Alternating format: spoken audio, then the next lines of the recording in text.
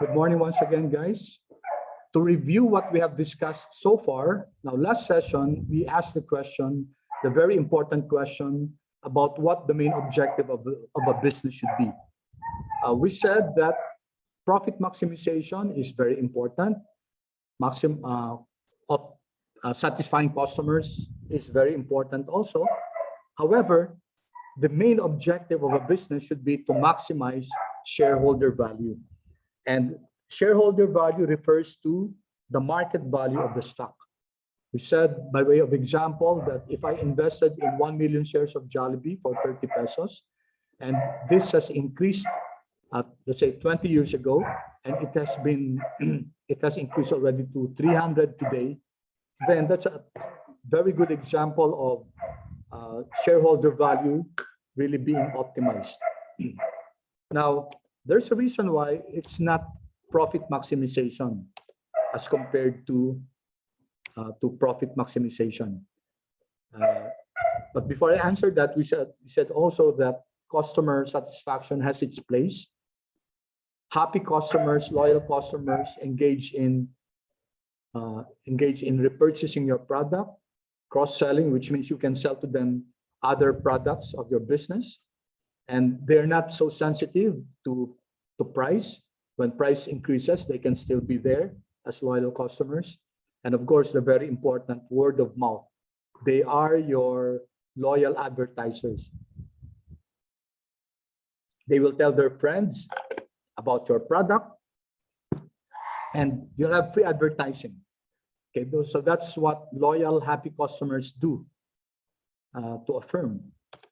Okay, and then we said that the reason why it's wealth maximization is really more important, or that should be the main objective of any business compared to profit maximization, is that there's a tendency for, if the objective is profit maximization, there's a tendency to just focus on long-term, short-term profits, and this can be very myopic on the part of management. Management may be tempted to cut back on discretionary expenditures like training, maintenance, research, okay, and not consider them as investments, but rather consider them as costs. So when that happens, the company might enjoy a higher profitability, a higher bottom line. They can brag about that in the shareholders meeting, but the repercussions of that can be very costly for the company. Cutting back on training of the staff, which can be critical for the operations of a company, will have long, far-reaching effects on the business. We gave an example of employees who are not trained because companies are cut back on these expenses. So let's say frontliners, and they're not trained to how to handle difficult situations where they are already being cursed by the customer. And because they're not trained, they take it personally and curse back to the customers. There you go with your customer service. There you go with the lost customer. There you go with the customer posting this on social media. There you go with the reputation of the company. Okay, just because the company decided to cut back on their quote-unquote costs. Okay, and we can have several examples about this, of company that suffered tremendously because they were cutting back on the training of their staff, not considering it as investments, but rather looking at them as costs. And another reason in terms of risk management. Okay,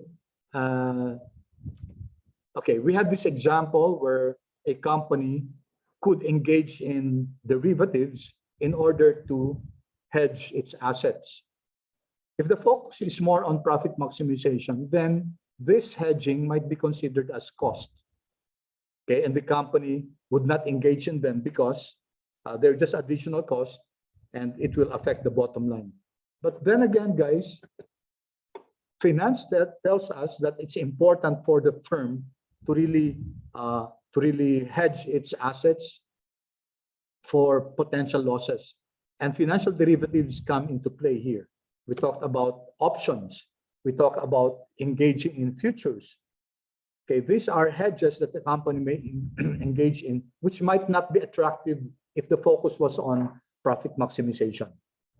Okay, for wealth maximization, it's important to protect the assets of the company, to engage in risk management, because the focus is really on long term rather than on short term. Then we also looked at this in terms of pricing strategy or marketing. We said that companies that tend to be myopic just looks at the pricing itself and increases the price as high as possible, as high as it can, not considering the fact that if it positions itself at that level, then there might be losses in terms of customer base. For wealth maximization, it's willing to reduce the price level because the objective is long-term. The objective is building more loyal customers, building the market share. Okay. And lastly, we took a look at capacity planning. We said that oftentimes, if the focus is just on short-term, the company would not consider investing in long-term projects, investing, let's say, in new technologies. Oh, it's just an additional expense. Let's just not consider that. That will affect the bottom line.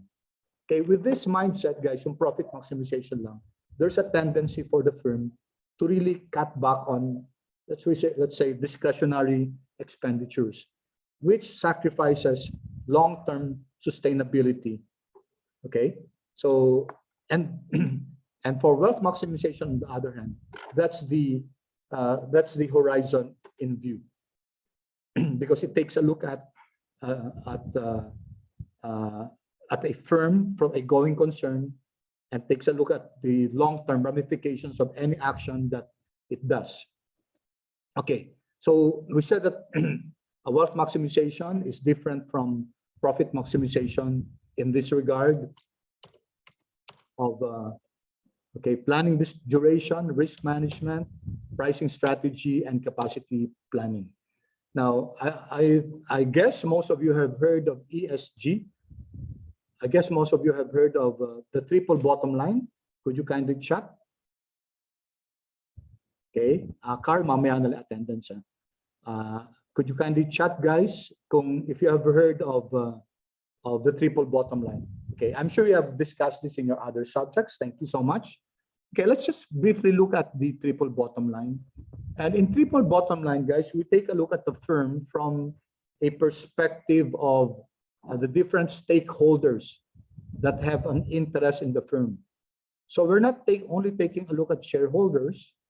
Okay, so there's a debate even, it's called shareholder value versus stakeholder value. So we're expanding the shareholder value maximization a little bit, because we said, when we say that the main objective of a firm is to maximize its shareholder value, there is a tendency to exclude the other parties that are interested in the well-being of the firm. So let's take a look at this. So there's a debate between what we call maximizing shareholder value versus maximizing stakeholder value. When we talk about stakeholder value maximization, we just focus on the shareholders themselves as the main objective. However, others will say that if this is a firm, there are other interested parties that look at the well-being of the firm. So let's try to mention, guys, may I request you to unmute yourself and venture an answer. What are the parties that are interested in the well-being of the firm? Okay, can anyone answer? Would you like to? Customers. Yes, okay, who's this, please? John Okay. Sebastian. Okay, John, thank you. John Sebastian. John, thank you. You mentioned customers. Okay. Okay, John, investors. why? Okay, customers muna. Then who was the one who answered investors? Me, Carl. Carl. Okay, Carl. After John, I'll call you. John, why customers? Why are customers interested in the well-being of the firm? Are they really interested to see the company succeed? Yes, sir. It depends po if the company if they benefit from the company, like getting useful products from them. Yeah, of course. So let's assume that since they're customers, they're getting useful products from them, right? So why are they interested in the company becoming successful? John.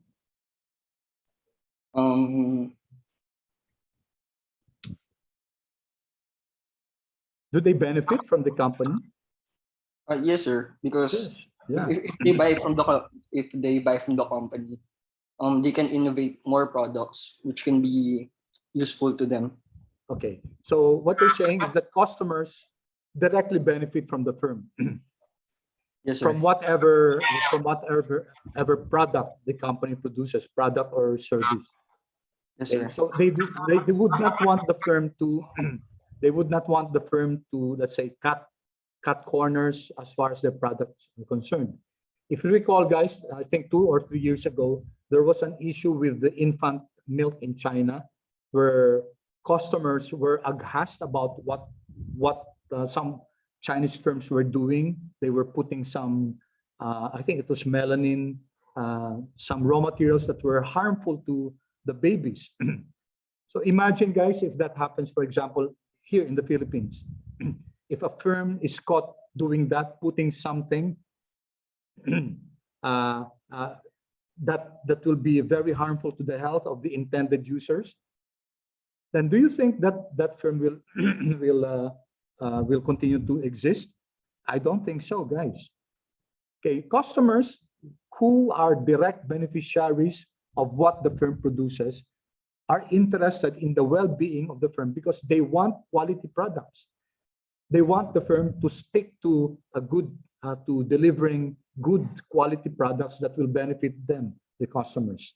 So customers are indeed, John is correct, that customers are indeed keen on the well-being of the firm. Okay, thank you, John. Now, how about Kurt? Was that you? Was that Kurt? Carl. Carl, sorry, Carl. You said about something about investors, diba? Okay, let's break down first investors. Carl, there are two major types of investors. Who do you think these investors are? You have the S and the C. Who are these? Give me one, and then we'll put it here. Give me the S or the C. Shareholder. Sorry. Shareholders. Yeah, of course, shareholders. Yes. Shareholders are investors. And why are shareholders interested in the well-being of the firm? Do you think they care that the firm performs well? Yes, Why? because they invested money on it. Yes, they invested money on it. They invested cash on it. Remember our discussion last time? Cash is king. Investors put in money in the organization. And for shareholders, there are two things that are very important to them. The motivation for them they're motivated to invest in the firm for two things. What are these? Profit. Profit in the form of what? Let's call it letter D, and the other one is C. Carl, what do you think is this D? Dividends. Yes, thank you. Thank you so much, Carl. You got it. Thank you. Dividends. So there are companies that regularly pay their shareholders, their investors, dividends. And this says a lot about the company. It means that the company is able to generate cash flows, and they have excess cash in order to share to their shareholders. Okay, so companies, investors, shareholders in particular, are interested in the well-being of the firm because they tend to benefit from that in the form of dividends. And the other one is, my last question for you, Carl. Sorry for extending my question. What do you think is this C? Cash. Cash, okay. Dividends or credit. That will be the next one. Shareholders, for example, if I invested Our example before, 20 years ago, I invested in Jollibee at 30 pesos. Of course, if it's fast forward 20 years later, I would want the money to have grown already, the price to have grown already. I would not be happy if after 20 years, the market value is only 31 pesos. That means I did not really gain wealth from that. I would be happy if it's much higher than 30. What do we call that, guys? Anyone? We call it Capital, sir? capital what? Capital is correct, but it's capital. You're correct. It's capital appreciation. Okay? We call it capital appreciation, which means that the investment that we made X years back has already gained wealth. It's called capital appreciation. So that's the reason why shareholders are very much interested in the well-being of the firm. Okay, give me another stakeholder, guys, to the organization, to the firm. Yes, Sir, I see some. one of them the creditors. Yeah, okay, thank you. So sino to? Who was that? Who answered? Lance po, sir. Lance, okay. Lance, thank you, Lance. You're correct, Lance. Another interested party is our creditors. Okay. Sorry. Creditors. So these are the two investors, guys. Shareholders and creditors. These are the ones that put in money to the organization, to the business entity. So creditors are interested in the well-being of the organization. Any creditor, before lending money, does what we call due diligence. Nag-due diligence muna yan. Ibig sabihin, that lending institution looks at the state, looks at the capability of the firm to pay. So ang creditors, guys, they look for the returns in the form of either this one, I, or P. So what are these? Lance, you were answering. Is the other one interest, sir? Yeah, that's correct. Interest, okay? Interest. In a regular business transaction, nobody will lend the firm unless it pays back to the lender something in return, and that's in the form of interest. And what's P? Anyone? What's P? Is it principal, sir? Yes, correct. It's the return of the principal. If, for example, San Miguel Corporation borrows from BPI 100 million payable in 10 years at 5%, it pays back to BPI the interest. And after 10 years, when the maturity becomes due, San Miguel Corporation has to pay the 100 million back to BPI. It's returning the principal. So these are the two things that creditors are motivated in having a transaction with the firm. Okay, thank you. Now, I saw other hands. Sorry, I wasn't able to acknowledge a while ago. Any other answer, guys? Any other? My apologies for not being able to acknowledge those who raised their hands a while ago. Would anyone want to answer? Another stakeholder? Or potential employees. Okay, thank you. Not only potential employees, employees themselves, right? Who's this, please? John Vicencio po, sir. John? Yeah, it's pronounced Okay. as John. Okay, Yeah. John, thank you. John, why are employees interested in the well-being of the firm? Because they want to know if they get paid well and if they have benefits if they work for the company. Of course. Thank you, John. That's very true. That's very basic, right? Employees are there because they want to earn a living. They applied for that job because they know that they would want the company to be sustainable, to perform well, not to experience any hiccups or any problems. Because what's at stake is their living. Most probably these employees, let's say fathers or mothers, support their families, support their children. And where do they get their source of living? It's from their employment in the company. So they're really interested in the well-being of the organization. Okay, and if the company pays them well, takes good care of them, then they will say that sana may forever. No? Diba? It's something that there was a time when in Japan, that was the norm. Employees would be part of the company their entire life. That demography has already changed over time. But there was a time when the employment structure was like that. When somebody is applied in a company in Japan, chances are it will stay with the company, quote unquote, forever as long as it lives. But now that's no longer true. So employees are interested in the well-being of the organization. Yes, that's very true. Okay, thank you, John. Any other answer, guys? Sir, suppliers. Yes, thank you. Who's this? Please introduce yourself first. Conception, sir. Sorry. Conception. Nickname, please. Gabe. G-A-B. Gabe. Okay, Gabe. Gabe, thank you. Why suppliers? Because suppliers are interested in the business, doing their business with that supplier. Yeah, okay.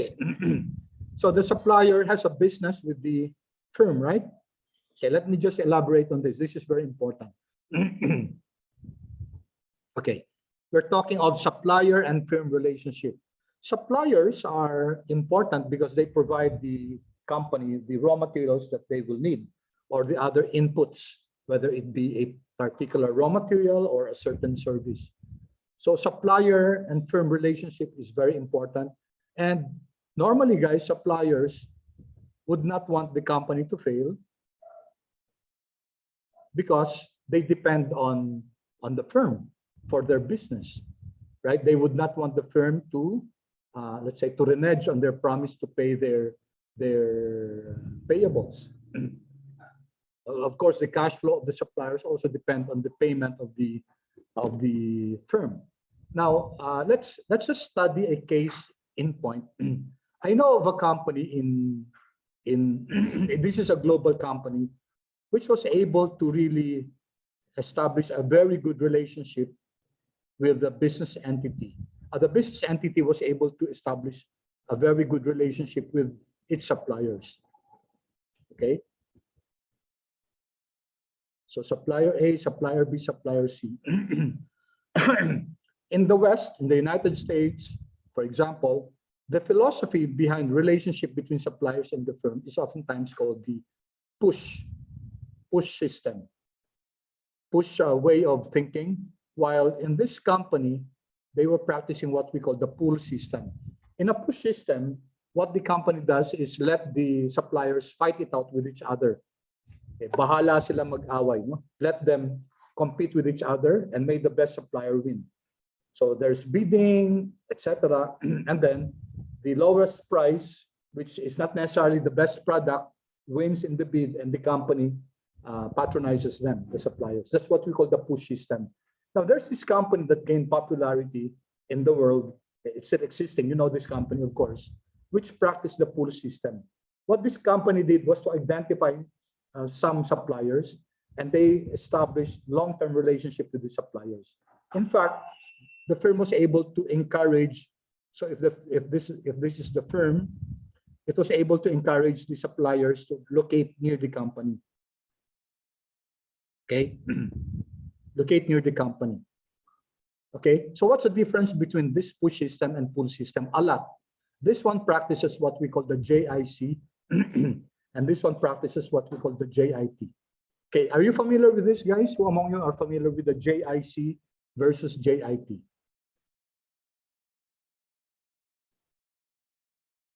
Okay, none. Okay, the JIC means, guys, just in case. Just in case. This is just in time. So what's the difference? For example, in the US, big companies like Ford, Chrysler, especially in the 1970s, 1960s, 1950s, they would build huge, a very huge warehouse. Okay, because of this, just in case, a very huge warehouse to store the raw materials that they need. Because just in case they need, let's say, these parts, they will have it ready in the warehouse and then bring it to the factory. So that's the JIC philosophy, JIC mentality. Well, that's good. That's good. Only that this is very, very costly. Okay, masyadong mahal to. No? Bakit? To maintain a very huge warehouse is not cheap. Okay, so there will be inventory costs there, carrying cost, storage cost, and this led to very, very high cost for the product of these companies. And then when this company that practices JIT competes with them, voila, this will really be defeated, because this JIT is called just in time. So because they were able, this company was able to encourage the suppliers to locate near them, with the promise, of course, that the business will be as long as the supplier is there. Okay, so they're helping each other out, symbiotic relationship. Okay, so this company was able to avoid having huge warehouses because it's already the supplier that's storing it for them. And it makes sense because it's a supplier that's producing their products, these products. So it's them storing it and taking good care of it. Okay, so that's the just-in-time system. So there are families of this. In fact, this is an offshoot of the TQM movement, called Total Quality Movement. And does anyone know what this company is? This letter T? Any guess, guys? Any guess? What's this company that popularized the JIT system, the Total Quality Management? And if they need the parts, they'll just there's a conveyor. It's called a Kanban system. It's color coded. The suppliers will see that there's a blue card, for example, or that's me. They get the index card and 100,000 pieces of this raw material. Okay, so they bring it to this company. And because of this company, this practice, guys, this company was able to penetrate the American market, whereas before, this company was not able to do that because hands off sila sa American market. But because of this, okay, in fact, there was a study made comparing the defects or the losses made by the American companies to this compared to this company. The difference was very glaring. So in this company, because of the total quality movement, total quality management, there were really very less wastage, less faulty products. Okay, this discrepancy was really very glaring. So you know this, guys, this company that changed the world as far as operations is concerned. Clue, guys, it's in Japan. Roots in Japan. So it's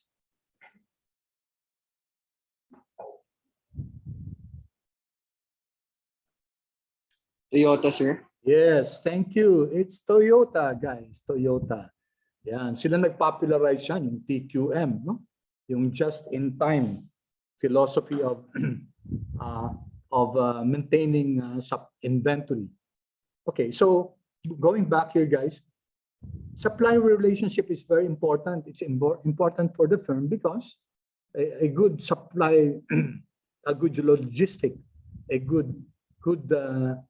the suppliers are interested in the well-being of the firm because it provides them with business. Of course, we know that. Okay, so what other stakeholders can you think of, guys, aside from employees, suppliers, customers, creditors, shareholders? Any other institutions, any other entities? Sir, government. Yes, thank you. Who's this? Avicilia, sir. Nickname, please. AJ. EJ. Okay, EJ, thank you. Why the government?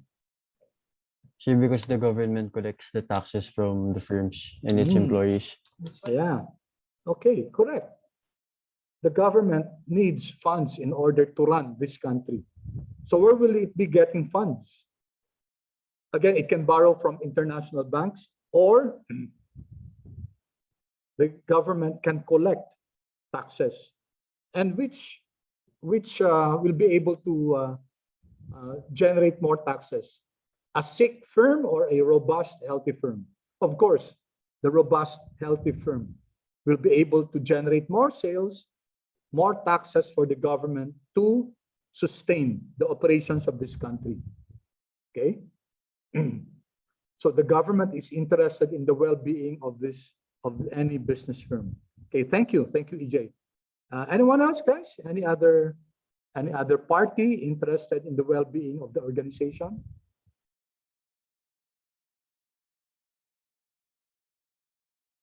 Who else? Sir, what about like managers po? Yes, thank you. Okay, so we'll put them here with employees, no? Let's put here managers, employees. They're both internal customers of the company. Okay, so companies that are sustainable, companies that perform well, they are those that have more loyal managers, loyal employees. Okay, thank you, managers, you're correct. Who else, guys? Any other? Can I guess? Yeah, sure, go ahead. Is Sino one to? of the competitors? Yeah, okay, yes, I agree, guys. Competitors. You might ask why. Who's this? Who answered this? Lance po, sir. Lance. Okay, Lance, bakit? Why is it that a firm, competitors are also interested in the well-being of the firm? Is that true? Or shouldn't competitors be happy if the firm falls by the wayside? Is it because, sir, so that they could compare the operations of their Yeah, okay, I agree. competitors? Agree, for benchmarking. Okay, and you know, guys, there's Michael Porter, who's a writer of a very popular book on competitive strategy. Michael Porter says that there are two types of competitors: good competitors and bad competitors. A firm would not want to have bad competitors because bad competitors destroy the industry image. Okay, so for example, what I mentioned to you a while ago, the infant milk industry in China, which collapsed because there were some companies that were not playing fairly. They were inserting, I think it's melamine, ingredients in the infant milk formula that was poisonous to infants. So what happened? Those that were good companies, quote unquote, especially the multinational ones, multinational companies, suffered tremendously because nobody would now buy infant formula from China at that time, because if those infant formulas contain toxin or toxic substances, then they were putting at risk the health, even the life of their babies. Okay, so there are bad competitors in the sense that they destroy the image of the industry. But there are good competitors also. Good competitors in the sense that they make you as a firm tread your ground carefully. What do you mean? That you cannot just dilly-dally or just relax or just take things slowly because you know you have a competitor. So this competitor rubs on you.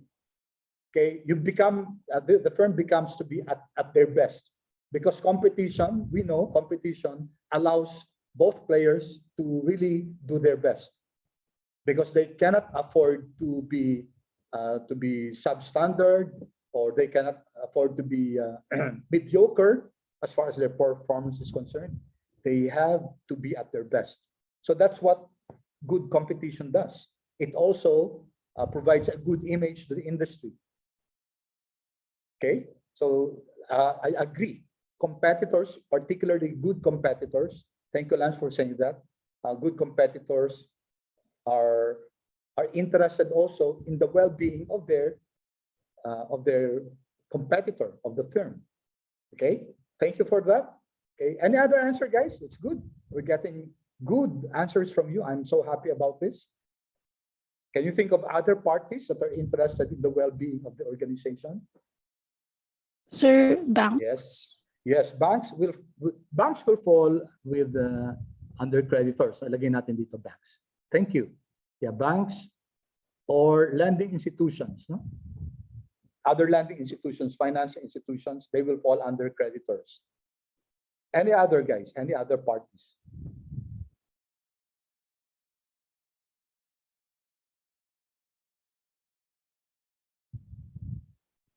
We mentioned suppliers. How about this, guys? How about another C? This party is very much interested in the well-being of the firm. They would not want the firm to pollute the environment. They would not want the firm to emit toxic substances in the bodies of water. Communication. Yeah, of course. Thank you. The community. Yeah. Who was that? Gabe po. Gabe. Okay, Gabe. Why? Gabe. Am I right, Gabe? Well, sir, as you mentioned, partly environmental safety, pero I think there's also like, since the business provides jobs for the people in the community. Yes, of course. Yeah. The community stands to benefit from the philanthropic activities of the firm. For example, the firm can engage in medical missions. They can engage in feeding programs for the firm. Of course, Gabe mentioned something about employment. Okay, some companies make it a policy to, for example, for the factory, 60% of the employees should be coming from that community where they're situated in. So the community will stand to benefit from the philanthropic activities of the firm, and even in employing the people in the community. Yes, that's correct. Community stands to benefit from the firm. And likewise, guys, if the firm has bad practices of taking care of the environment, for example, let's say they do not treat their emissions, so they emit toxic substances, which will affect, of course, the community. It can cause, let's say, lung problems, okay, and other skin problems, skin diseases because of the toxic emissions.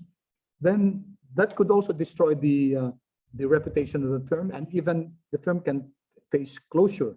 So communities at large would want the firm to succeed and establish good practices and good CSR practices, corporate social responsibility practices, because they will benefit from the presence of the firm. Okay, I think these are very important stakeholders. So that's why, guys, there's a debate. There's a debate between stakeholder value maximization versus stakeholder value maximization, which brings us to this triple bottom line, 3 Ps or three E's. So those proponents of the stakeholder value maximization say that it's not enough for the firm to just focus on shareholder. There has to be the 3P. P is, let's say this is profit. It's important, of course, to have profit, but take a look also at the environment, planet, and in general, people. We call this the 3 Ps. Or equivalent is E. This is the economy. Economy, this is the environment. And this is the employee. Okay, so this is the triple bottom line, the 3 Ps or the 3 E's, which is linked to the stakeholder value maximization. Okay, well, in paper, guys, it's okay to have stakeholder value maximization as the main objective. However, this can be very difficult to implement because a firm, remember, has limitations as far as its resources is concerned. So if the firm will be focusing on all of this at the same time, okay, as the main objective, then that can be difficult. That is not to mean that the firm should disregard their employees, their managers altogether. No, that's not what we mean. What I meant was shareholder value maximization allows the firm to focus on this one main objective, and if it's able to do that, then all the others would generally follow with it. Would generally follow with this other stakeholders. Okay, so it might be very difficult for the firm to focus on several things at the same time. Okay, making them as the main objective also. Okay, so while I believe that the firm should also look at the others, at the other stakeholders, I also firmly believe personally that there should not be an equal treatment of these players. And the main objective for me, I agree with the shareholder value maximization, but of course there are also good debating points for stakeholder value maximization, and that will be one of your readings, guys. I'll be asking you to read an article about that. Okay, any questions so far, guys? So far clear tayo dito sa triple bottom line? Okay, thank you, Aya. Thank you, Josan. Okay, some of you note, some of you, okay, I'm sorry I failed to read your answer. Yeah, you were able to answer it. Toyota, that's correct. Toyota. Okay, so now I'll just share with you. I'll post this PowerPoint maybe later or by tomorrow, but there's a site I would like you to see. Okay, so let me just show that for briefly. This rep track. Okay, so there's nowadays they measure what we call reputational index. So what causes customer loyalty is not only the firm being able to give good products. So there's a firm that measures, the firm called RepTrack measures what we call reputational intelligence, reputation intelligence. Okay, so what does this mean? Okay, if the company says that companies must express their purpose through strategies and communications that add value to their brands. So it's talking about the brand of the company, the brand value. So it says here that based on their research, based on their study, a company that has a high reputational track score, 70 to 83% of customers will support their brand even when the rep track score is high, and 89 to 91% does not support those companies that have a low rep track score. Okay, so this rep track score measures several things, but it's based on this, no? What do your customers think about us? How do customers feel about their company? Because what they think and feel about the company will dictate what they do with the company. Okay, so there's what we call the rep track score, this one. So there's a score on leadership. There's a score on performance, on products and services, on innovation, on the workplace itself, on governance and citizenship. These are big words, but the rep track, the reputational intelligence index, measures how the company fares as far as this is concerned, because this addresses how customers feel about it, how they trust the business, how they admire the business, and how they have esteem in dealing with the company. And that's your rep track score. Okay, I would want you to further look at this. Okay, these are very interesting measures, and try to learn something about it. Okay, there are other things. What is rep track? Reputation insights. Okay, I will leave this to you guys for your perusal. Just be aware that there's such a thing as reputational reputation intelligence index. Okay, so let's move on, guys, and take a look at what is really finance all about. So what's finance? We've been talking about financial management. So let's first let's go back to the basics and keep a tab of what finance is. There are many definitions of finance, so I'm just choosing some of them. So from investor world, it says that finance is actually a branch of economics. And we know that in economics, we look at the scarcity of resources and how the entity is able to allocate these resources efficiently. So when we take a look at finance, it's equivalent to resource allocation. When we talk of resource allocation, we talk about acquiring resources, acquiring assets, and managing them, knowing that knowing that resources are finite in nature. Simply, according to investor world, finance deals with matters relating to money, related to cash flow. Okay, then I think I gave you this definition last time, definition of Gitman. Gitman says that it's both a science and it's also an art of managing money.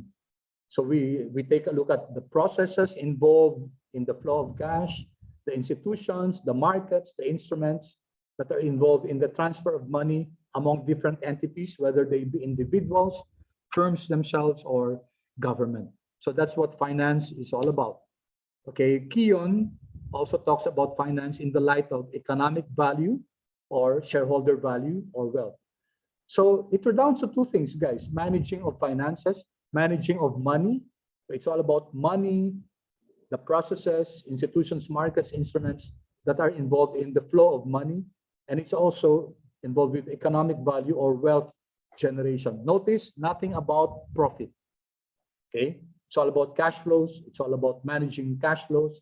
It's all about creating value for the individual, for the firm, and even for the government.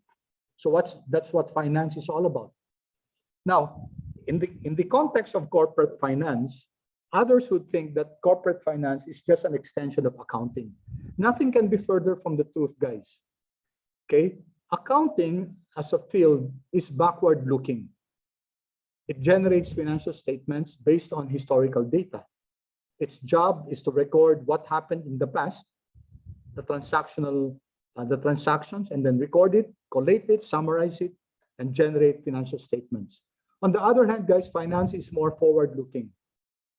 Okay, we mentioned examples of this.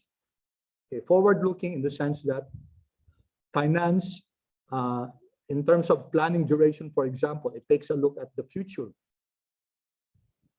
Okay, the focus is more on the future. And then others would say that corporate finance is all about financial modeling. Okay, partly true. Corporate finance deals with modeling. And some would say that it's just a subsector of banking. Well, banking is important as regards finance because banking as a function, as an institution, is where a firm may acquire funds. In that regard, banking is important, but banking is not just, it's just a picture, one pixel as far as corporate finance is concerned. Okay, finance covers many decision-making that involves money and that cuts across the different functionalities of a firm. So any decision-making of marketing which involves money, it will involve finance. Operations, HR, accounting, IT,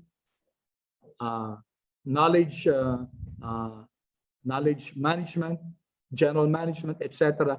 Any of the functionalities of management of a business that involves cash, that involves money, will have the imprimatur of finance. Kailangan may say-so ang finance, guys. So let's take a look at this.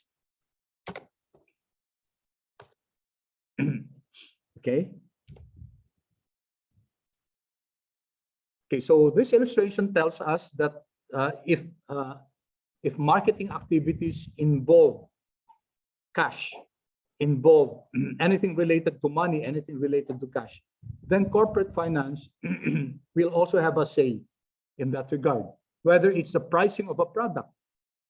Okay, so marketers might know how much should be the cost of this, the price of this product, but finance will look at that and have their opinion also as far as pricing of the product is concerned.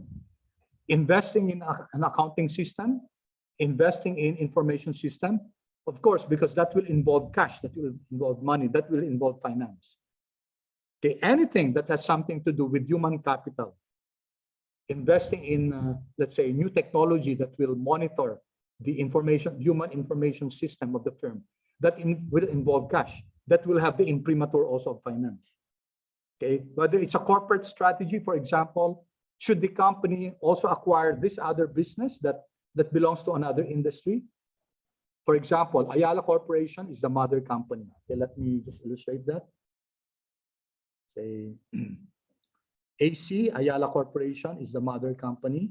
And Ayala Corporation is involved in several businesses, different businesses. Okay, we call them the SBUs, the Strategic Business Unit. So under Ayala Corporation, you have BPI, you have Globe Telecoms, you have BPI insurance companies, real estate, Ayala Land, etc. All of these are SBUs that were decided on by Ayala Corporation, the mother unit. If Ayala Corporation will invest in another business, okay, it will not just invest in another business, let's say energy, or let's say windmill technology, okay, natural gas, etc. It will have to have the say-so of corporate finance, guys. Whatever strategy the company seeks to engage in, very important, will be the input of corporate finance.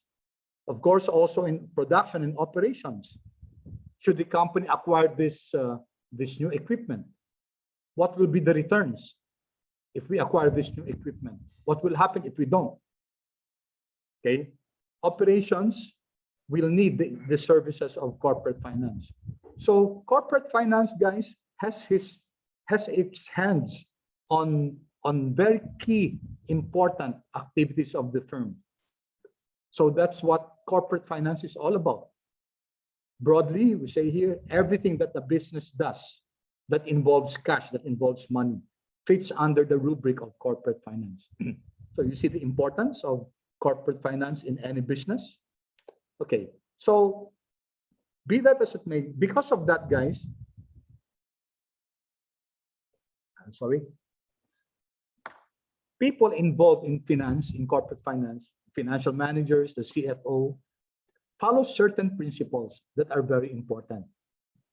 Okay, so there are three main activities that finance engages in. Okay, these three activities, let me show you now. Three main activities. I'm not saying that these are just the activities, but the three activities are the investing activities, the financing activities, and the dividend distribution activity. So let's remember those three things. Okay, so let me just insert a slide here. I'll be needing this. Okay, another slide, maybe three. Okay, so let's go to this first slide. First, let's talk about the investment activity.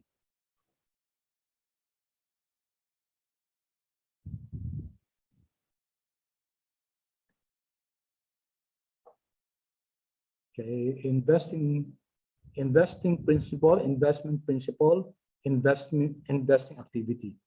Okay, when we talk of investments, normally we talk more of the capex, long-term investment, capital expenditures against versus OPEX. Okay, operating expenditures are expenses or costs that stand to benefit only one operating period. For example, transportation costs, let's say other expenses, supplies expense. These are what we call operational expenditures. When we talk of investments, we more focus on capex. These are long-term investments, investing in a new equipment, okay? Investing in let's say a building, investing in a real estate. These are capex. And when a company engages in such investments, they are bound by certain principles. Okay, let's take a look first at two common types of investments. It may be mutually exclusive investments, mutually exclusive, or it could be independent. So what's the difference between mutually exclusive investments and independent investments? Let's give an example. Let's say A, B, C, D. A company is looking at replacing its old equipment or buying a new technology. So they're looking at possible options. It could be they could use technology A, technology B, or equipment A, equipment B, etc. Okay, now they will have to only choose one. The choice of one will exclude the other one. So that's what we call mutually exclusive projects. Okay, so let's suppose they computed for this one. Okay, on the other hand, by the way, let me define this first. Independent, guys, mean Independent means that each of the projects are standalone. It means the choice of one does not really negate or exclude the other one.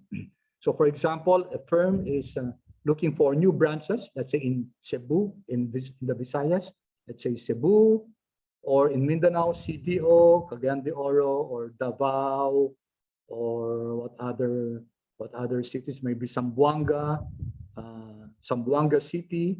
Okay, this might be possible branches that a company may engage in. So if they choose Cebu, it doesn't mean that they will not have to choose Cagayan de Oro. Okay, the only constraint here maybe is that the budget, for example, what's available is only 100 million, for example. And let's say this costs 60 million, this is 15 million, this is 30 million, and this is 20 million.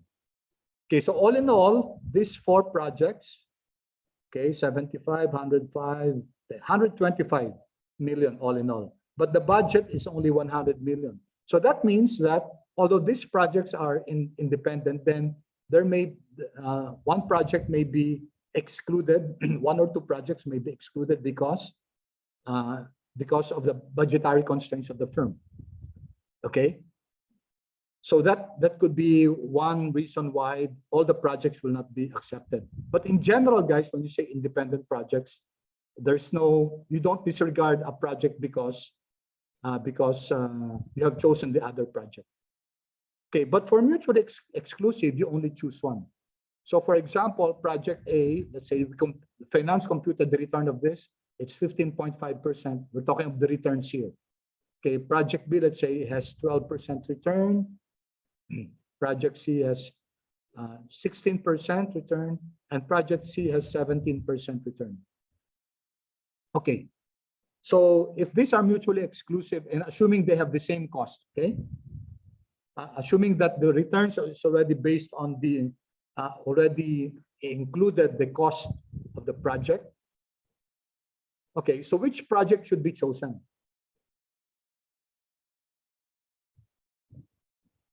Which project should be chosen? Of course, I'm expecting a letter. Yes, correct. Thank you, John Sebastian. It's letter D, of course, guys, because it has a higher rate of return.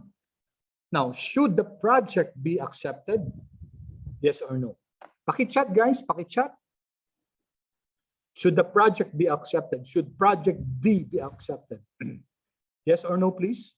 Kindly chat in the chat box, guys. Yes, thank you.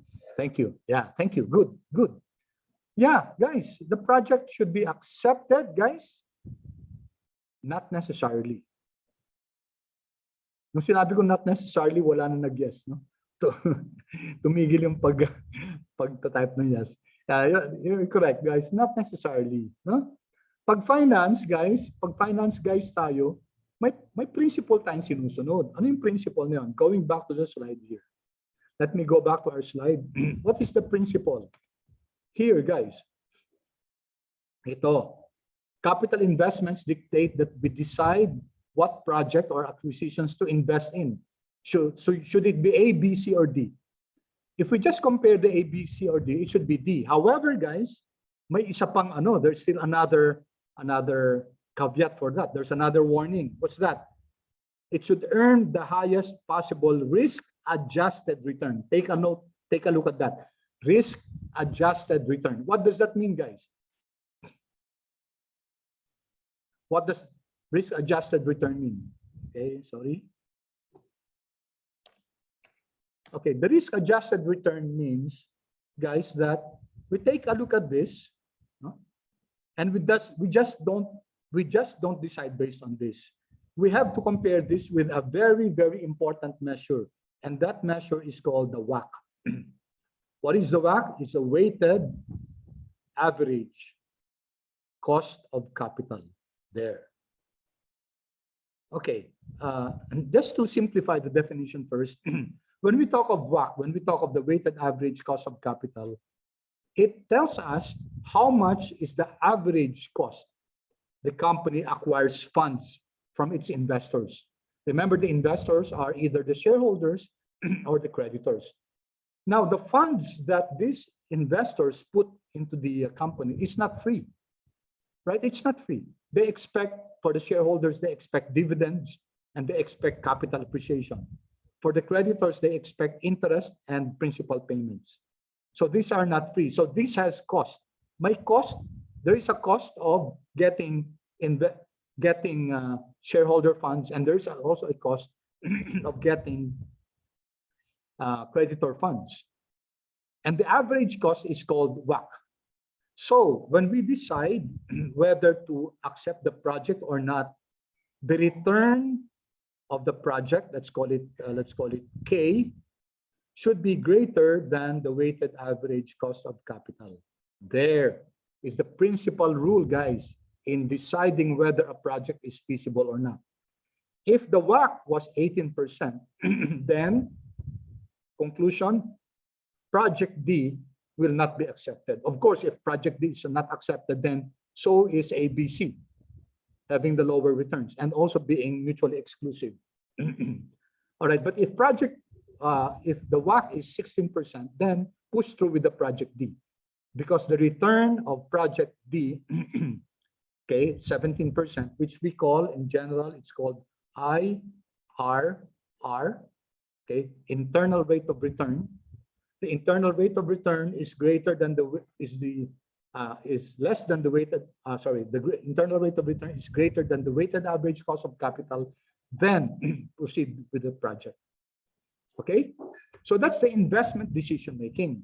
Okay, first identify projects and identify acquisitions, identify investments in long-term projects that will be beneficial, that will maximize shareholder value, and then decide whether these projects are, if they're mutually exclusive, then choose one, and decide based on the assumption that the internal return of the project is greater than the weighted average cost of capital.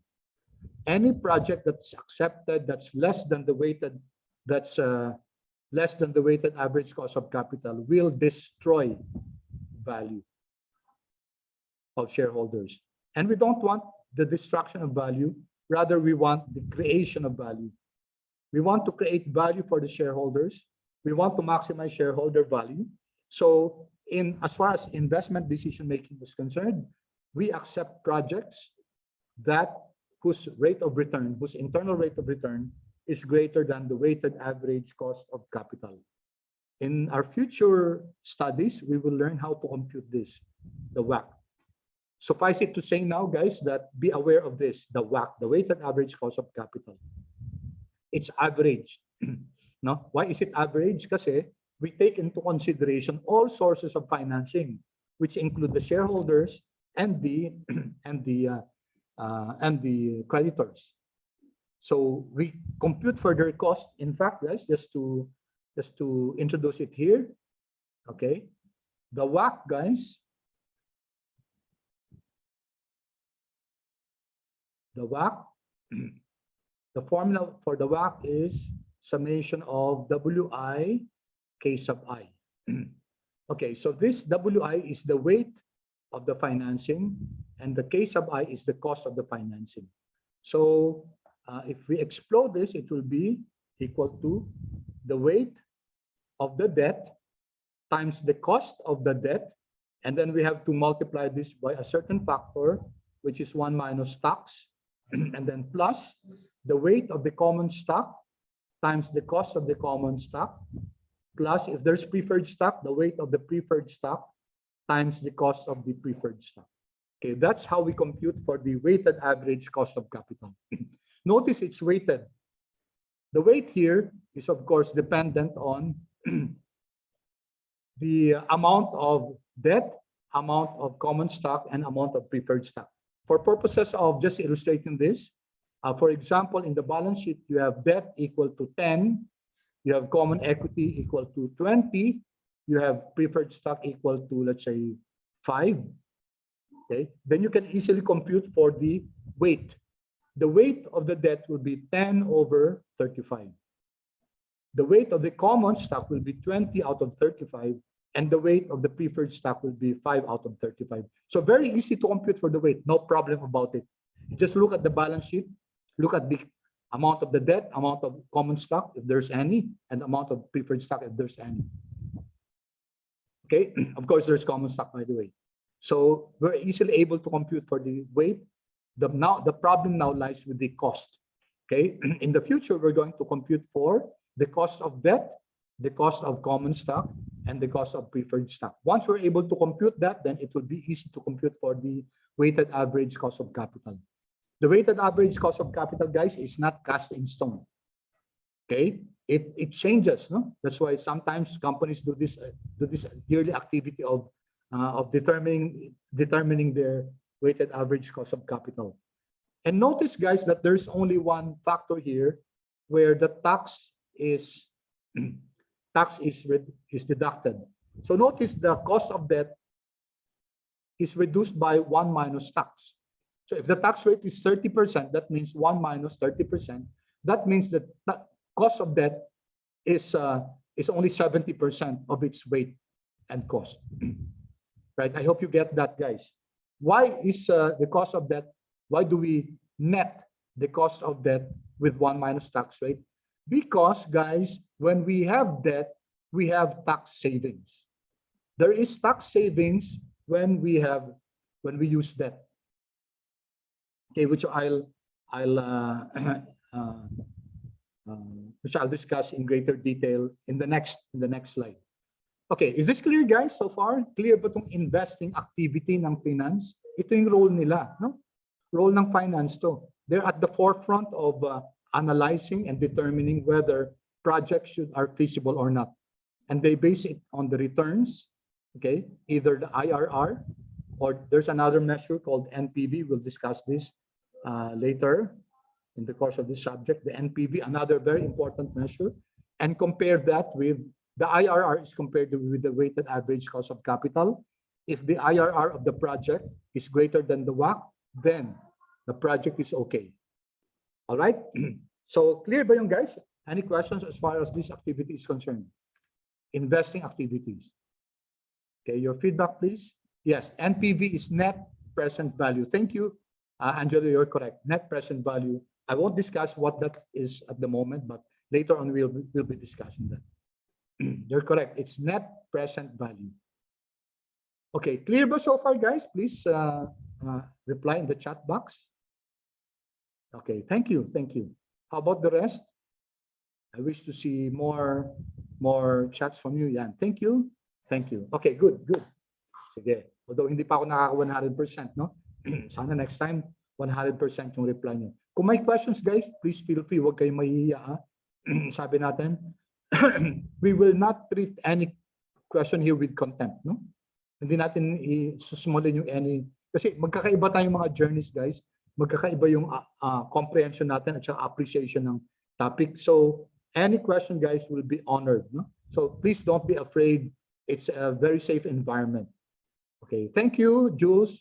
Familiar? Yeah, thank you. That's good. You're familiar with the weighted average cost of capital. Okay, now let's go to the next one. Sabi dun sa slide natin, ang susunod na activity, financing activity. Okay, so let's discuss that. Financing daw. Financing. Ano ba yung financing? Diba? Sabi natin ang financing, it's the activity by which a company acquires funding. No? Finance. Funds to. No? And funds come from investors. Diba? Galing sa investors yan. And let's take a look at let's use accounting here. We know that based on accounting, the basic accounting equation, any asset that a company has, assets is equal to liabilities plus equity. Okay. In other words, any resource of the company, whether it be tangible or intangible, are either financed or supplied by credit, yung liability natin, or capital or equity. Okay, so dadalawa lang yan. Dadalawa lang pinanggagalingan ng resources ng company. Only two. Assets are funded either by liabilities or equity. Now let's divide this assets over assets. So just to maintain the balance of the equation, we have this one, and we know that this is 100%. And this one, guys, what do you call liabilities or liabilities over assets? It's called your debt ratio. And this one is your equity ratio. Okay, the combination of your debt ratio, let's say this is 50%, so this should be 50%, no? This is 60%, therefore this should be 40%. This combination is called your capital structure. Ang tawag sa kanya, capital structure, or it's called your capital mix. Okay, ano yung role ng finance? Ang role ng finance is to find what we call the optimal capital structure. Ano ba yung magandang capital structure? Yan. So it's not enough, of course, alam natin na ang resources ng company galing sa liability or galing sa equity. That's not enough to determine that. It's important that we understand that the finance determines what's the optimal capital structure or percentage ng debt, percentage ng equity. Of course, there are some people who are allergic to utang. Ang gusto nila 0%, 0, 100. 0% yung debt, or let's say 5 or 10%, maliit lang yung debt. Yung iba naman, mas gusto na 80-20, 90-10, mas malaki yung debt ratio. Okay, paki-chat na lang guys, everyone please. Gusto kong lang malaman, ano idea nyo? What do you think is the optimal capital structure? Sige nga guys.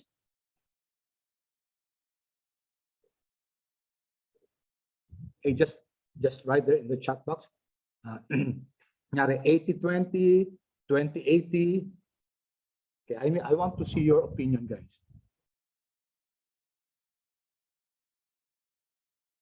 Anyone? Okay, don't be ashamed, guys. Friendly discussion to guys ng ano sa tingin nyo ang optimal capital structure? Your answer, I believe, will be dictated by your own personal preference. No? Some of you might want a higher debt ratio. Some of you, you're coming from your personal opinion about that. Yeah, thank you, Angelo. 40-60. See, Angelo, why? Could you kindly share? Sorry, tatanungin kita. Yes, But sir. for you, why is it 40-60? For my justification, sir, because from what my understanding from past subjects, na you want to have a healthy amount of debt, since your debt can fuel future investments. Okay. And then you want to have more debt than what you have equity, since you need to be able to pay off your debt. Yeah. Okay. Very good reason. Thank you, Angelo. Those are very solid, valid reasons. You use debt because that can fuel the cash that we need for future investments or even current investments, and in such a level, in such a way that it should not be very high, so that the company will be able to service its interest payments. That's a very valid answer. Thank you, Angelo. Any other answer, guys? Any other suggested answer or opinion, guys?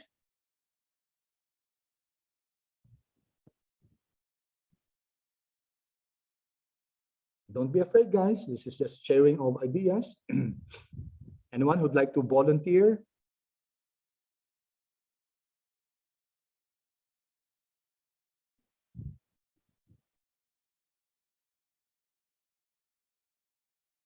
Anyone? In the other section, there was an answer about 80-20. And that person mentioned Robert Kiyosaki's Rich Dad, Poor Dad. So I think we could discuss that also. Let's see. Now, okay, maybe let me introduce another slide here. Now, there's another slide para here. Okay, we're talking about financing, right? We're talking about the need to define for the company what's their optimal capital structure. Now, there was a mention in the other section of an 80-20 capital structure. Okay, very interesting, because this is a proponent of this is also Robert Kiyosaki's Rich Dad, Poor Dad, and he says that the use of debt, the use of other people's money is a leverage. What is a leverage? A leverage actually is one that lifts up that increases. And there was a mention of tax implications. Okay, let's take a look at this, guys. So let's start with the EBIT. What's EBIT? EBIT is earnings before interest and taxes. So this is revenues less all the costs except interest and taxes.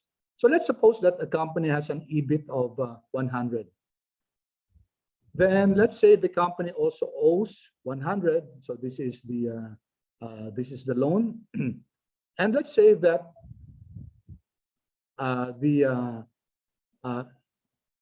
let's use an interest rate of, just to dramatize it, let's use that the interest rate, okay,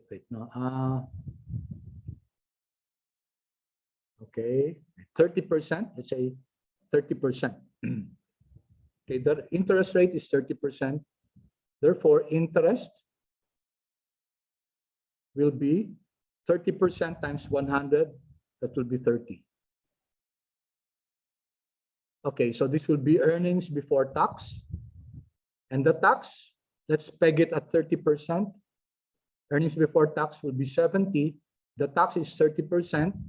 So that's 70 times 30%, that's 21, and gives us a net income after tax equal to 49. Okay, so this is the income statement of a company that uses debt. No? Okay, how about a company that does not use debt? So the EBIT is 100. There is no interest, guys. There's no interest because the company is not leveraged. So the earnings before tax is still 100. The tax is 30%, so this is 30. Okay, and of course, the net income after tax is 70. Now we're just comparing this, guys. Okay, we're comparing this. So the use of debt, guys, which incurs interest expense, actually has a benefit to the company in the sense that it reduces tax. So if you compare this tax of 30 as compared to tax of 21, that's why in my previous slide, guys, I was saying this one. Okay, the use of debt reduces the cost of the debt because of the tax implication. Okay, so that's where that formula came from this one. Okay, from this illustration. Now we're not talking yet about the bottom line. Okay, we're just talking about the use of debt, the use of leverage actually helps the company in the sense that there is tax savings. So notice there's a tax savings here of 9 tax savings. Okay, so that's what debt does. That's what being in debt does to the company. There is a generated tax savings by the use of debt. However, guys, realistically, okay, a company that has a very high leverage, okay, might find it difficult to borrow funds. Bakit mahihirapan? Because the company the lending company will perform what we call due diligence. Okay, due diligence, and if he sees that the capital structure of the company is already very high, then chances are it might think that the company will not be able to service or pay its debt obligations, its interest payments, or even its principal later on. So they might be refused as far as borrowing more. If the company will lend it, then it will have to be compensated, because there's a principle in finance called the higher the assumed risk, the higher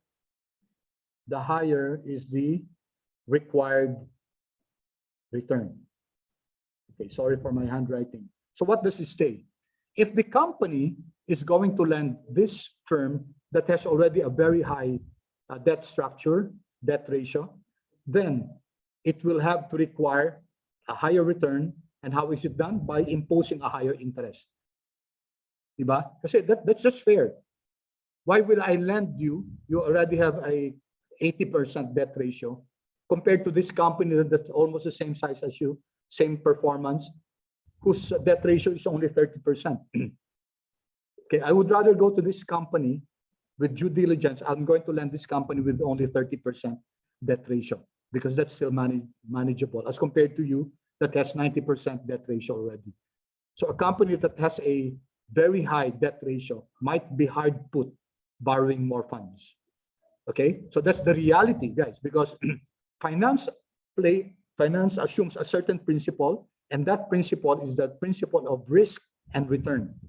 That the higher the assumed risk, the higher is the required return. Okay, and that makes good sense, really. So to answer the question, what should be the optimal capital structure? The optimal capital structure, guys, is not a magic bullet. Okay, it's not a magic formula. It's not always 60-40. It's not 70-30. The optimal capital structure is one that, you know the answer, guys? Is one that maximizes shareholder value. Okay? So the capital structure that maximizes shareholder value is the optimal capital structure. And therefore, guys, there's no one uniform optimal capital structure. It depends on the company. Okay, so I hope that's very clear. Now, lastly, for this last slide, okay, the dividend principle. Finance also doubles into this, and they have to make a decision whether they should return some excess cash to the shareholders or whether they should flow it back to operations because of very good investments. That's the province of finance. So dividend decision making is a very, very important function of finance. Okay, so okay, it's already, yeah, tama-tama, nag-alarm ako, no? Okay. Okay, so it's already time, guys, 12:30. Kasi minsan I tend to lose track of time. Okay, any questions, guys? Let me stop recording first.